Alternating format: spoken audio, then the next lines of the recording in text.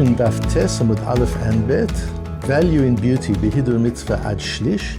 We know that there's such a thing as mahadrin, to be mahader, to go the extra mile. Usually the word is associated with matters of kashrut, but it doesn't only apply in kashrut. We're introduced to the concept of mahadrin in the Gemara in Hilchot Chanukah, that the way we observe the lighting of Chanukah is mahadrin. It's more than the minimum requirements of halakha. And hidur means a glorification, and we glorify it by doing more than the halakha requires of us. But there are two ways of looking at that. So in the laws of Chanukah, the halakha only requires that in each house there's one candle every night, or each person in each house lights one candle every night. That's already hidur. And mahadrin, mina mahadrin, to go to the ultimate end with Chanukah is that each person lights one candle on the first night, two on the second, three on the third, and so on as we do it. So there are two ways to look at what that hidur means. Does it mean we are being more meticulous? We're keeping the halakha more meticulously? We're doing more than the minimum requirement? Is it a quantitative, technical idea? Or is it that the candles look so beautiful? We're creating beauty in the home. We're creating hidur in the sense of the visual impact of the Neiros Chanukah. Those are two different ways of looking at the Gemara on Shabbos, where the Gemara talks about hidur, and we'll see that playing out in our sugya. You remember that back on Daf Zayin, we had the kasha that Abaye asked Rova. It says in the Torah, Meitav Sadeu Meitav Kamo Yishalem. If you pay somebody you've damaged, you've got to pay from the best of your property. And it says, Kesev Yashiv Lebalav, you can give the person money, and the Gemara learns Afilu Subin, it doesn't even have to be money, it can be any form of movable property. You can give him an object, and even if the object is of very poor quality, such as oat bran, you can give him a bag of oat bran to pay. How can that be that on the one hand you've got to pay with Meitav, on the other hand you can pay with Subim?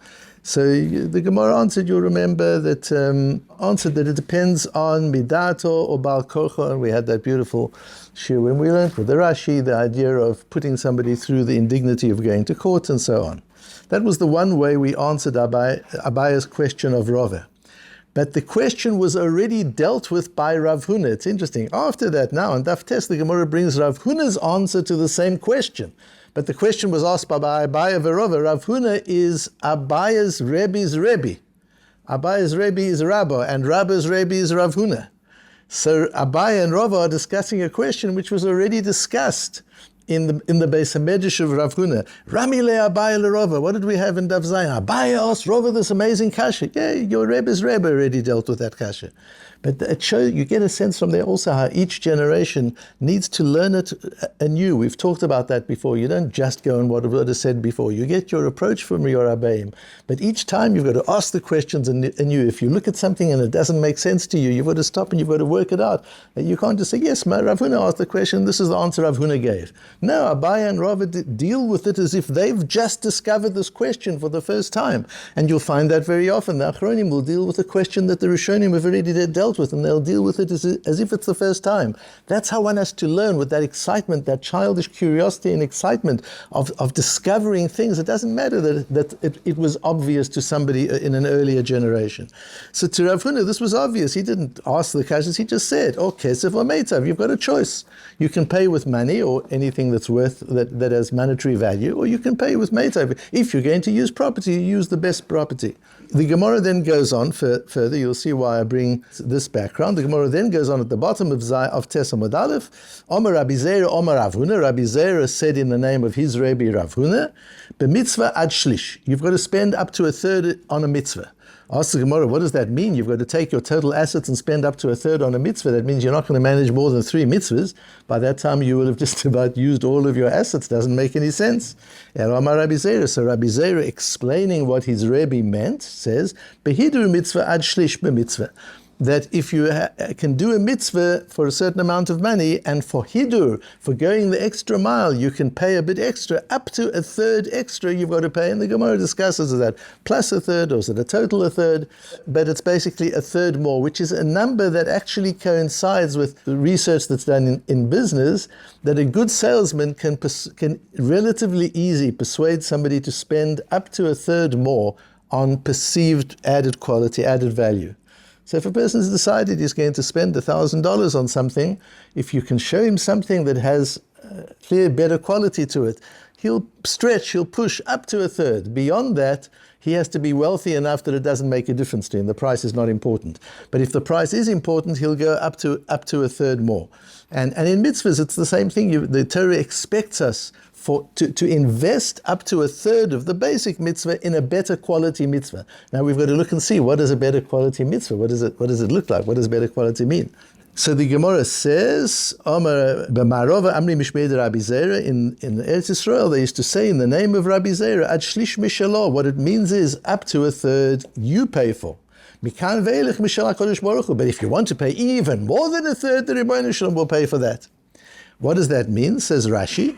There are three different ways of understanding this Gemara. Rashi, Tosfos, and Rabbeinu Chananah.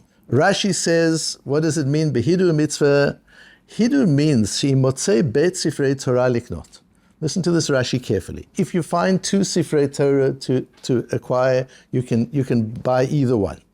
Ve'echad hadu michavero, and one is more mehuder than the other. What does mehuder mean? They're certainly both kosher, neither of the sifrei Torah are psulim. So what's the difference between them? The difference between them is in hidur. The writing is more beautiful, the lines are more even, the columns are more even. It's written beautifully. Yosif shlish hadamim ve'yikach et ha'adur. You pay a third more, up to a third more, to take the more beautiful Sefer Torah. The Tanya zeh keli v'anveyu hitna'el lefanav b'mitzvot. Look at the wording of this brisa carefully. That in the Shira, when it says, "This is my God ve'anvehu," that means hitna'el lefanav b'mitzvot. It doesn't say make the mitzvot more beautiful. It says, make yourself more beautiful in the mitzvot that you do. It's about the subject. This is going to be very important in Rashi's understanding. Aseh lecha sefer Torah na'eh. Make a beautiful Sefer Torah. But that's focusing on the Torah. Yes, but it's aseh lecha sefer Torah na'eh.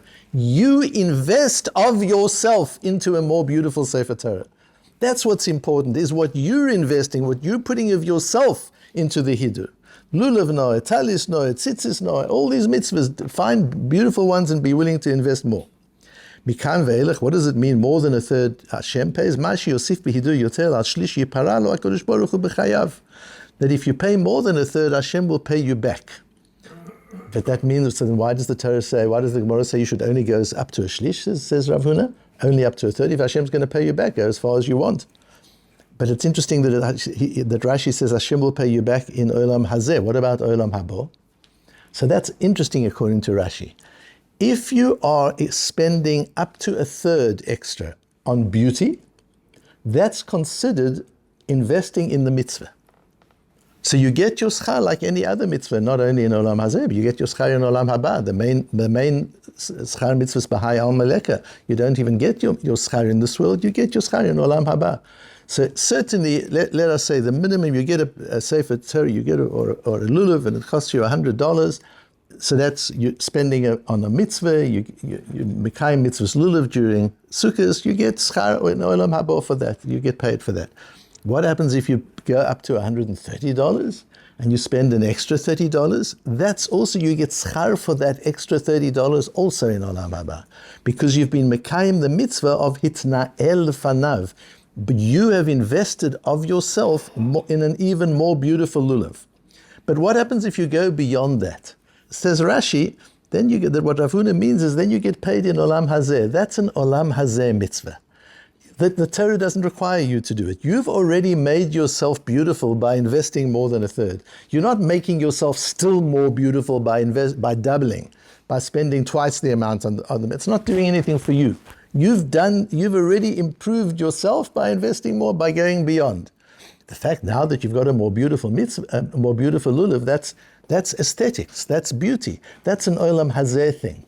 So it's interesting that in aesthetics, because according to Rashi, this is all about aesthetics, Sefer Torah na'eh, lulav na'eh, this is not about kashrus, this is about aesthetics. Hidur, mahadrin, according to Rashi, is about beauty. To invest in the beauty of a mitzvah, you're improving yourself, you're making yourself more aesthetically sensitive to matters of Kedusha by investing. But you do that with investing a third. You don't have to go on and on. It doesn't make you better and better. Once you've stretched yourself just for the beauty, the kashrus you've got with $100, the extra $30 is only on beauty.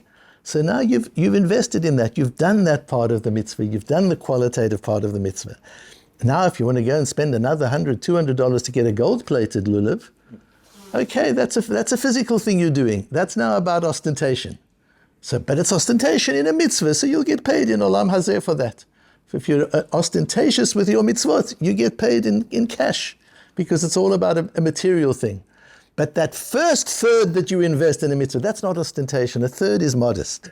You're not taking a lulav. Everybody else has got an ordinary lulav, and you've got a gold-plated lulav, or you put it in an esrog box, a golden esrog box that costs thousands and thousands of dollars.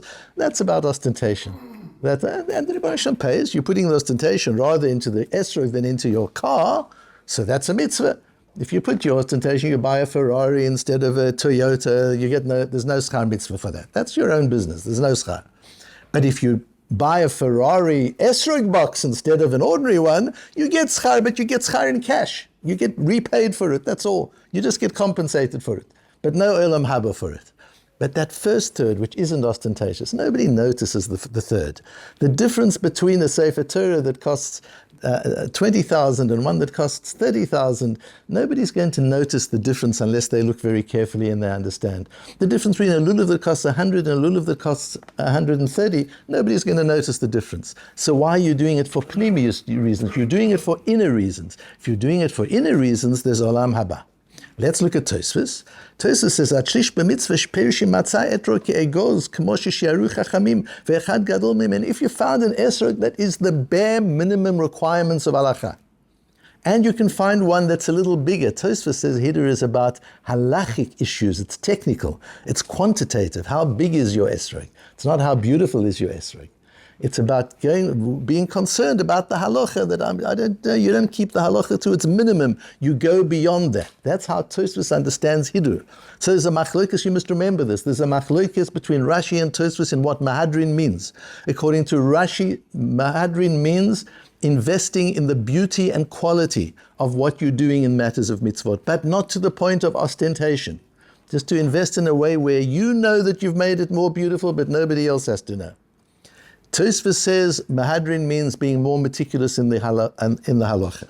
And therefore Tosfos says, what does it mean if you go beyond? You should spend more than a third? It doesn't mean that you get paid in olam hazeh only. He disagrees with Rashi. No, this is still a mitzvah, because this is still external. It's not ostentatious. Nobody knows that you're being mahader in the mitzvot. This is not about gold-plated. This is about an esrog that was grown by a talmid chochem and picked by a talmid chochem, and there are all sorts of elements of it, and it's all the different chumras in hilchos esrog are covered in this esrog. Anybody who watches that, they're not going to know the difference. But this is an investment in halacha. An investment in halacha, you paid both in olam hazeh and in olam haba. It's not only here. So whereas Rashi says up to a third is a pnimius dika, an internal investment, and you paid in olam haba. Beyond a third is ostentation, and you're compensated in olam hazeh. Tosfos says, no, however far you go is not ostentation, it's an investment in halacha, and you paid in olam hazeh and in olam haba. Rabbi Hanan has a different view, which is so original and beautiful. Mikan ve'elech mishel HaKadosh Baruch Hu, shim ba lahader hamitzvah beyoter mishlish bedameh miyigi'o shechayav kodmin lehidur mitzvah. If you're working for your money, then you're not expected to invest more than a third. You're not expected to work harder, to stay at work longer, to take more risk in your business for the extra. Up to a shlish, yes. If you say to yourself, you know what, if I work an extra hour a day for the month of Elul, I'll have enough money in Tishrei to buy a mehuda lulav, an esrog. That's fine. You can do that. How mehuda? Up to a third. But if you say, if I work really hard in the month of Elul, so hard that I don't say slichas during slichas, I don't learn any extra mussar because I'm working hard so that I can buy a most wonderful lulav, and so that's ostentation. So according to Rabbeinu Hananel, the ostentation is measured by a combination of the amount, a third, and your ability to pay for that third without investing more effort in your work. But if you won a lottery, or your shares went up and you've got a whole lot of money, not from effort, you can spend as much as you want on it. So according to Rashi, this is about investing yourself quietly in an inner way in the beauty of a mitzvah. And according to Tosfos, this is about investing in the halachic quality of a mitzvah. And according to Rabbeinu Hananel, it doesn't matter which of it is, either Rashi or Tosfos, but how much you can spend depends on how much you can afford. If you can afford only a third with extra work, then you do the extra work. But if you can afford to go beyond that without extra work, you're just very wealthy, then that's fine. Then that's something that you have to do. The Shulchan Aruch brings both dayas, both Rashi and Tosfos, and says, Im kana etrog sheraui latzeit bo betzimtzum. If you bought an esrog that you just about can be yotze, you could go and shuka beitza betzimtzen, v'achar kach matzah gadol mimenu, and then you found a better one, mitzvah leosif ad shlish melegav, you should pay up to a third extra. V'yesh mi shomer, but there's another opinion, she'im motzei shnei etrogim liknok, v'echad hadur michaveiro, yikach hadurim en miyakrim oto yoter mishlish melegav b'dmei chaveiro. You haven't bought one yet, two are sitting in front of you, and one is more beautiful than the other. This is a matter of beauty. Then you choose the more beautiful one. If the more beautiful one is not going to cost you more than a third, that's Shitas Rashi. And the Vilna Gaon says, both on the Hagos and our Gemara and in the Shulchan Aruch, that we paskin like the second view. We paskin like Rashi, that Hidur is about aesthetics. Hidur is about beauty. And you invest up to a third in the beauty. Beyond that is ostentation, and that's a physical investment. You're investing in physical appearances, you're investing in image. If you're investing in image, the Rebbeinu Shalom, you're investing in image around a mitzvah, the Rebbeinu Shalom will compensate, he will repay you. But there's no big schar in Olam Haba for that. But up to a third, you're investing yourself in doing something better in a way that you know it's better. And the Rebbeinu Shalom knows it's better, but nobody else necessarily knows that it's better, and that's the mitzvah of Hidur. The Rambam goes very far with this at the end of Hilchos Yisuri Mizbeach and says, "Harotzeh lezakot atzmo yachuf yitzro hara v'yarchiv yado v'yavi korbano min hayafeh hameshubach beyoter b'oto amin sheyavi mimenu." Somebody who wants to develop themselves and refine themselves should stretch themselves and exercise their yetzer to bring of the finest, most beautiful korbanot that he can of this particular species that the korban needs. It brings the difference between Cain and Hevel. They both brought a korban, but Hevel was mahadir.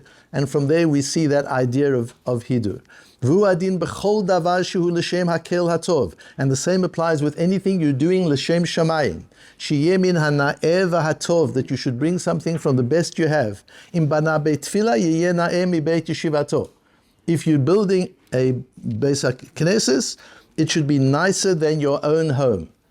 That's when Colin Goldstein did the renovation of this Beis HaMedrash in which we're learning. He told me that's the reason that he does it. He lives in a beautiful home, and it bothers him that when he goes to shul, it's a mess. It's a rundown mess. It doesn't look nice. It's not beautiful. It's disgusting. And he feels bad every time he comes home. He walks into his house and it's beautiful. He comes to shul, it's a mess. Dirty coffee cups all over the place, papers on the floor. The place needs painting. The place needs repairs. Nothing. Nobody cares. It's only a Beis HaKnesses. But my house, that must be shiputzim, and everything must be done beautifully. So it's based on this Rambam that he did it. That the shul has to be the Beis HaMedrash. The shul has to be more beautiful than the homes that you live in. And it applies ben adam lechaver as well. If you're giving tzedakah, don't give him your waste stuff that you don't need, your second-hand goods that you don't need. If you're giving a poor person, this applies now that we're all helping poor people. Give them of the best you've got. Be mahader. Give them something amazing. You're giving clothes to the displaced people from the south or for families that need it. Give them beautiful clothes. Invest a little bit. Make them feel good. Don't just give them something. So you've got nothing, so I'm sure you'll appreciate this. I've been wearing it for 10 years and I'm ready to throw it out. Instead of throwing out, you can have it. That's not Hidur. And we talk about Mahadrin. How much will go to be Mahadrin? Is the meat Mahadrin? Are you sure the meat's Mahadrin? Otherwise, I don't know that I can eat with you. And what about the tzedakah? And what about the chesed? And what about the shul you daven in? Is that mahadrin? So why the meat? Meat has to be mahadrin. Meat. What I eat. Everything else doesn't matter. Says the Rambam, that's not the idea of Hidur. And clearly the Rambam's learning Rashi, this is about beauty, this is about the quality of what you're doing. And how much? Okay, you don't have to spend more than a shlish, but after a shlish you do. The outstanding question is, what has this got to do with our sugya? Why is this stuck into the middle of meitav and not meitav? Reb Shlomo Zalman Auerbach has a beautiful comment in passing. Reb Shlomo Zalman died in the 1990s. He's a Godel of our times. He was the Yeshiva of Kol Torah. I was a talmid of his. So he's of our generation. I knew him well and had the opportunity when I was a Rov in South Africa to discuss many interesting shaylas with him. And he taught me he didn't just give me answers. He taught me some of the art of psak, how to look at a shayla, how to answer a shayla, how to deal with a shayla for a community. He taught me a fortune. So it's exciting when I find something of Reb Shlomo Zalman Auerbach, and he says, what are we talking about paying by meitav or paying with a bag of oat bran? There's the halachic side, there's the minimum you can get away with, and you're paying damages. Now this links in with our whole thesis through the whole of Bava Kamma, that we've got the polarity in Bava Kamma. There's a bein adam l'chavero and there's a bein adam l'makom. There's a legal right and there's a religious and ethical obligation. The legal right is to give him the value of what you damaged him. You damaged him $100. You give him a bag of oat bran, that's fine. That's a value of $100. You fulfill your requirements in law. But there's also a mitzvah. There's also, we also talked about that ethical obligation. We also talked about the issur of damaging somebody. You're doing tshuva for having damaged somebody. Do that with hidur. Don't give him a bag of oat bran, give him meitav. So since we're seeing, and this fits in so beautifully to the way we've been learning every daf of Bava Kamma so far, every sugya we've learned with that same angle. And Reb Shlomo Zalman's piece fits in so beautifully with that in Nezikin as well, we're talking not only about the minimum legal requirements, but we're talking about an element of hidur, how to be mahadrin in the payment of damages, not only in the meat, and not only even in the shuls you build and in the tzedakah you give, but even when you've damaged somebody and you're repaying them, even there's a concept of doing it in a way that is elevated, that is dignified, that is beautiful, and not just trying to fulfill the minimum requirements.